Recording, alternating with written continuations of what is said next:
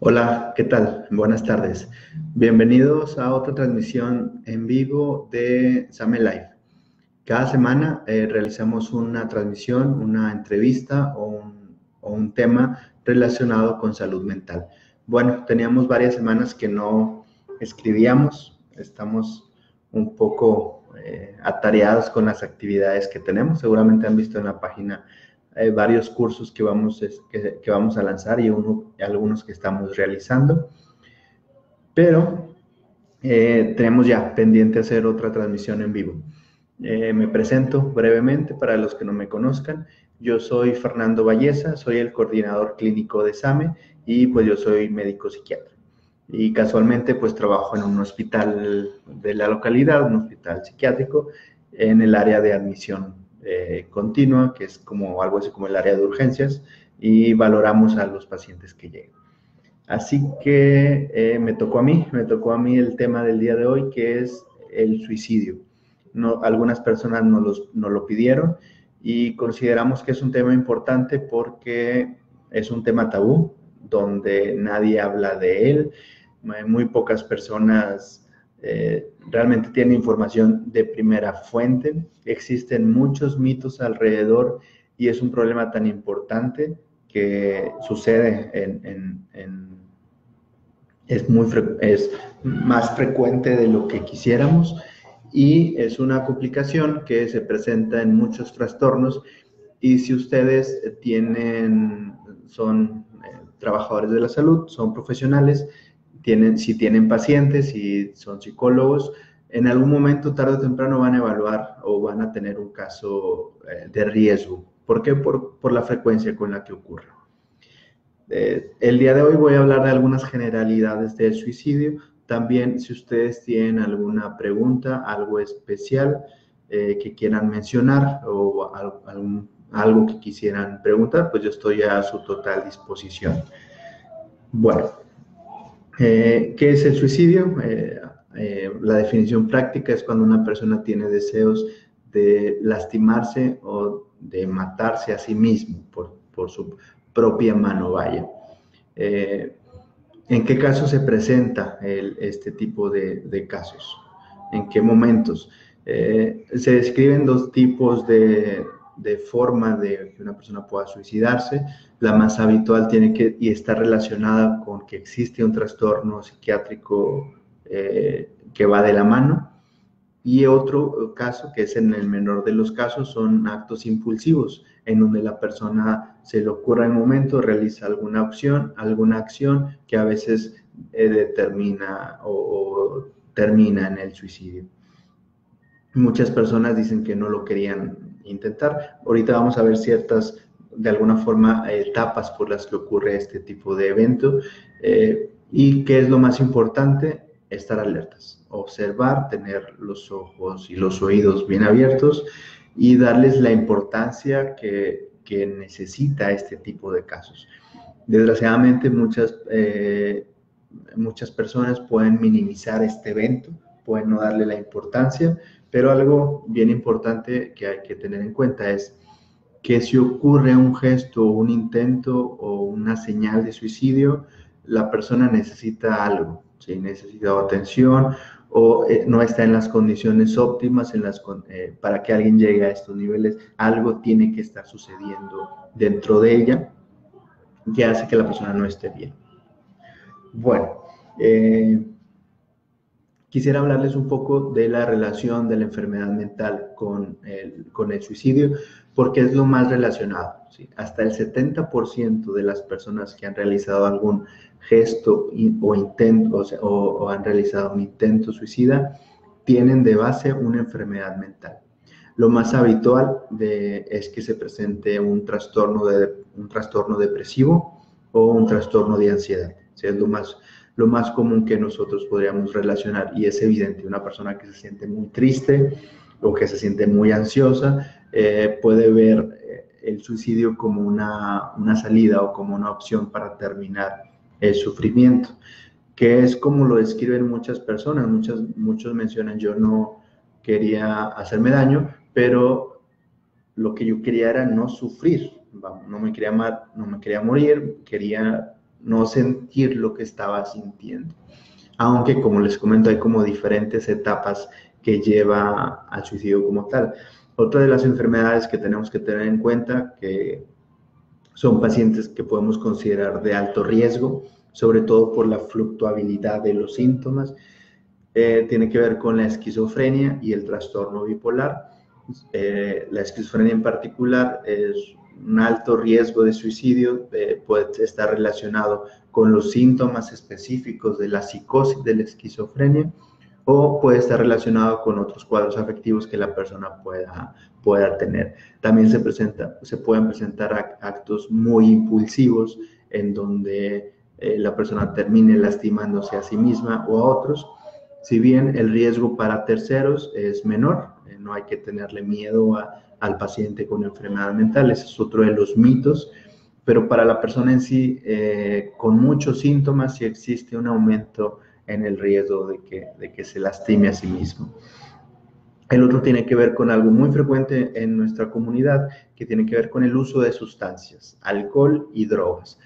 El alcohol es un disparador. Muchas personas que tienen ideas o tienen pensamientos o se sienten mal, no es hasta que están intoxicadas con alguna sustancia que pueden llegar a intentarlo o pueden llegar a pensarlo con más intensidad. Así que si tenemos un paciente con síntomas o conocemos a alguien que tenga alguno de los síntomas que vamos a mencionar más adelante, y aparte es un consumidor habitual de sustancias o alcohol, nuestras alarmas se deben de disparar porque aumenta el riesgo relativamente que en un evento de intoxicación suceda un accidente. Es bien importante porque las tasas varían dependiendo de la localidad, varían un poco del país. Tengo aquí algunas cifras, si a alguien le interesa les podemos compartir el artículo. Se ha ido incrementando con el paso del tiempo. Si bien tiene que ver con la mejora en los registros, antes no se registraban totalmente todos los casos. Aún ahora sucede que los registros no son perfectos porque muchas personas, el estigma del suicidio es mucho y ponen otras causas de muerte o señalan que fue por otras causas y por los que las estadísticas no funcionan tan bien. Tengo aquí algunas estadísticas de hace unos cuantos años, en donde se estima que ocurren en el país unos 3.500 a 4.000 suicidios en todo México. Obviamente están los que no se toman como suicidios, que fueron muertes que se diagnostican de alguna u otra manera. Algo que puede suceder, y es un ejemplo de ello, son accidentes de tráfico, en donde la persona está muy intoxicada, donde la persona propositivamente se accidentó y no se clasifica como tal, pero habría que revisar de fondo cómo estaba la persona, si tenía algún tipo de síntoma previo. Algo bien importante es que cuando una persona realiza un intento suicida, en el próximo año aumenta la posibilidad hasta el 25% de que lo vuelva a intentar, sobre todo en las primeras semanas, que es un intento fallido. Las primeras semanas son riesgosas, sobre todo cuando se encuentra sin tratamiento, y de este 25% hasta el 10% logra su cometido de suicidarse en el transcurso de su vida. Por eso, en la exploración hay que tener en cuenta, en la historia clínica, cualquier antecedente que haya tenido la persona, gestos, ideas, pensamientos que haya ocurrido en el pasado y, sobre todo, intentos que haya realizado. También hay un factor relacional genético que también se relaciona, puede ser por la enfermedad. Por ejemplo, hay un factor genético relacionado con depresión, con trastorno bipolar o esquizofrenia. Y nos señala que una persona que tenga familiares que haya tenido intento suicida, pues hay que tener un poco más de alerta porque aumenta un poco el riesgo del suicidio. Y tiene que ver también con la exploración de lo que está sucediendo con esa persona. Como les comento, la relación entre enfermedad mental y suicidio es muy alta, por lo que el tratamiento tiene que ser atender el trastorno de base. Algunas veces solo se enfoca en el cuidado de la persona que ha realizado un gesto o realizado un intento suicida. Se le atiende, a lo mejor se le contiene, pero no se trata en forma adecuada su trastorno psiquiátrico de base, y eso solamente aumenta el riesgo de que se vuelva a repetir. ¿Sí? Uno de los problemas que tenemos es la deficiencia de especialistas en salud mental. La mayoría de los psiquiatras está concentrada en las ciudades más grandes aquí en México, en Ciudad de México, Guadalajara y Monterrey. El resto, las mayores ciudades tienen más psiquiatras, pero en general la cantidad es muy baja para la demanda. Por lo tanto, muchas personas que realizan este tipo de sucesos, al no tener acceso a servicios de salud, se quedan sin tratamiento adecuado, con lo que aumenta también el riesgo. Hay que valorar algunas consideraciones, cuáles son las personas en riesgo. Si bien las mujeres tienen mayor número de intentos, las personas que se suicidan más son los varones. En etapas la diferencia son de una mujer que se suicida, 5 varones lo hacen, y tiene que ver con el grado de impulsividad y la letalidad con la que se intenta. Las mujeres habitualmente los intentos son de baja letalidad, a veces son con toma de medicamentos, y los hombres suelen ser de alta letalidad, ahorcamiento o uso de arma de fuego. Afortunadamente en el país no tenemos tantas armas de fuego, lo que ayuda un poco, si no ocurrirían muchas más tragedias. Pero la señal es que el hombre tiende a ser más agresivo y más impulsivo en sus intentos y suele consumarlos más. Por eso, si tenemos a un varón con pensamientos o ideas, hay que brindar mayor vigilancia por el riesgo incrementado. En las mujeres quizá lo intenten más veces, pero el suicidio consumado suele ser menor, pero tenemos que tener en cuenta la gran cantidad de mujeres que lo hacen, que también la diferencia es un varón que lo intenta, hasta 5 mujeres lo intentan, lo que incrementa esta población en un gran número. Hay ciertas poblaciones que están en riesgo, que a veces no se toman tanto en cuenta, y hay como 2 picos en el transcurso de la vida que tenemos que incrementar la vigilancia. Uno de ellos tiene que ver con la tercera edad, adultos arriba de 75 años. Aquí tengo el dato. Perdón. Hombres adultos mayores de 75 años, el riesgo suicida se incrementa hasta 3 veces. Muchas otras personas seguramente realizan o tienen estos pensamientos o realizan intentos más velados donde nadie se da cuenta. Lo más típico es que dejen sus tratamientos, ya no quieran atenderse, no se tomen su medicación, y esto hace que se complique más y sus enfermedades físicas propias de la edad puedan llegar a complicaciones médicas o la muerte. Así que al tener un adulto mayor que tenga ciertos síntomas característicos que vamos a revisar, hay que tener vigilancia y sobre todo valorar el estado físico, que es como las personas pueden intentar suicidarse. No me tomo mi tratamiento del azúcar, no me tomo mi tratamiento de la diabetes, y eso va a una cascada de complicaciones. El otro pico de edad que tenemos que estar valorando es la adolescencia. Entre los 15 y los 25 años hay un pico, sobre todo en varones consumidores de sustancias o con alguna enfermedad mental, como hemos visto, en donde el riesgo también se incrementa. Por eso hay que estar atentos a aquellos adolescentes que presenten alguna sintomatología y que tengamos que estar alerta. Bueno, hay 3 claves o 3 puntos que tenemos que tener en cuenta y para valorar de forma adecuada a un paciente, y sobre todo para que se incremente la alerta. ¿Qué pasa si si se nos disparan estas alertas o sospechamos que una persona tiene riesgo? Hay que canalizarlo al lugar adecuado, a un tratamiento psiquiátrico específico o a un hospital. En la ciudad, aquí en Monterrey, tenemos diferentes centros especializados que pueden recibir estos pacientes. Muchos no tienen acceso, ya sea porque no tienen servicios médicos o no tienen recurso económico, pero sí es importante poder canalizar y poder referir a centros especializados. En la consulta privada a veces es un poco problemático porque no se tienen todos los recursos, y aquellas pacientes que tengan alto riesgo suicida y que tengan otros problemas relacionados, por ejemplo, falta de apoyo, familias multiestresadas o que existan más problemáticas en la familia, quizá lo mejor sería de primera vez canalizarlos a una institución.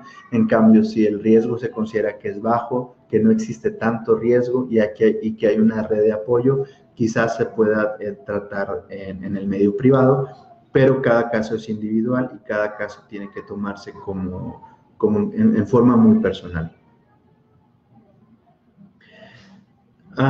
Roberto pregunta que cuando un adolescente comienza a realizarse cuttings tras la muerte de un ser querido, ¿es un indicador de riesgo suicida? Hay que estar alerta. Simplemente hay señales que nos marcan, gracias por tu pregunta, Roberto, cuando hay ciertas señales que nos tienen que poner en alerta, y tiene que ver con esta escalada de síntomas que les comento a continuación. Una persona puede tener diferentes grados de peligro dependiendo cómo se presentan sus síntomas. Uno de los digamos, niveles más bajos y que es muy frecuente, más frecuente si se interroga específicamente, tiene que ver con ideas de muerte. Quiero morir. A veces son ideas muy inespecíficas, por ejemplo, ya no quiero estar aquí, ya no quisiera estar en este lugar, quisiera que me ocurriera algo, quisiera que me enfermara de alguna enfermedad o quisiera que me sucediera algún evento. Esas son como ideas de muerte que son muy frecuentes en la sociedad, en general en la población que consulta, y hay que preguntar específicamente y directamente. Ahorita vamos con los mitos. El siguiente paso es la ideación suicida. Una persona tiene la idea de lastimarse, tiene el pensamiento más específico en que se desea hacer daño y que se va a hacer daño. Obviamente aumenta el riesgo. Posteriormente viene la planeación. La persona no solamente tiene la ideación de hacer algo, sino que tiene un plan estructurado. Voy a conseguir este objeto, empieza a escribir cartas, empieza a lo mejor organizar un plan, a buscar el espacio ideal. Muchos realizan gestos para probar, a lo mejor toman unas cuantas pastillas o realizan cortes.